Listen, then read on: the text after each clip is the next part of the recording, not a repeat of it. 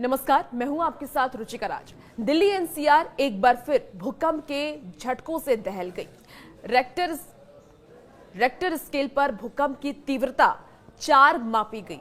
भूकंप सुबह 5:36 पर आया और इसके झटके इतने तेज थे कि लोग दहशत में अपने अपने घरों से बाहर निकल गए।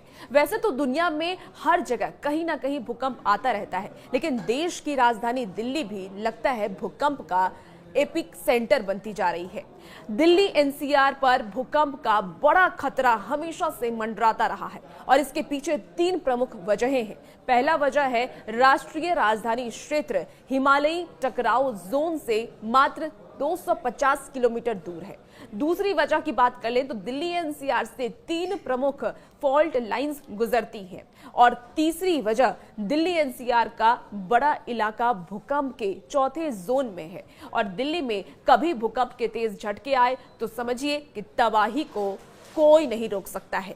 आप जितना सोच सकते हैं उससे काफी खतरनाक भूकंप दिल्ली को मिट्टी में मिला सकता है।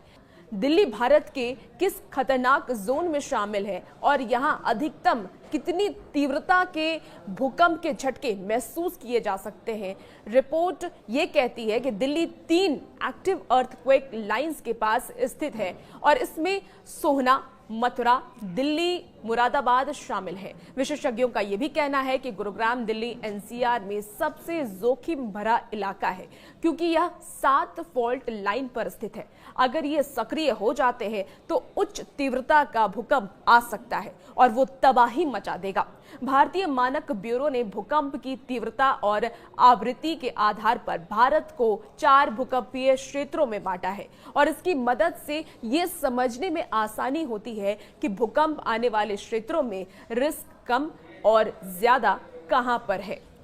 तो भारत में 4 भूकंपीय क्षेत्रों में जोन 2, जोन 3, जोन 4, जोन 4 भी शामिल है। आपको बता दें कि वहीं जोन 4 ज्यादा जोखिम वाले भूकंपीय क्षेत्र में शामिल है। यहां पर भूकंप की तीव्रता 6 से 6.9 तक हो सकती है। दिल्ली इसी जोन में आती है।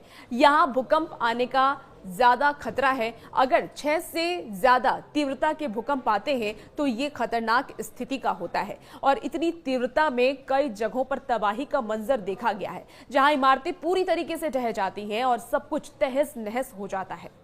आपको साधारण शब्दों में समझाती हूं कि भूकंप के झटके कैसे महसूस होते हैं। रेक्टर स्केल पर 3 से 3.9 की तीव्रता होती है तो ऐसा लगता है जैसे कोई ट्रक आपके नजदीक से गुजर जाए। रेक्टर स्केल पर 4 से 4.9 की तीव्रता होती है तो भूकंप से खिड़कियां टूट सकती हैं। रेक्टर स्केल पर 5 से 5.9 की तीव्रता होती है तो घर का फर्नीचर हिल सकता है। रेक्टर स्केल पर 6 से 6.9 की तीव्रता होती है तो इमारतों की नींव दरक सकती है। रेक्टर स्केल पर 7 से 7.9 की तीव्रता होती है तो इमारतें गिर जाती हैं। रेक्टर स्केल पर 8 से 8.9 की तीव्रता होती है तो इमारतें समेत बड़े पुल भी गिर जाते हैं और तब सुनामी का खतरा और भी ज्यादा बढ़ जाता है।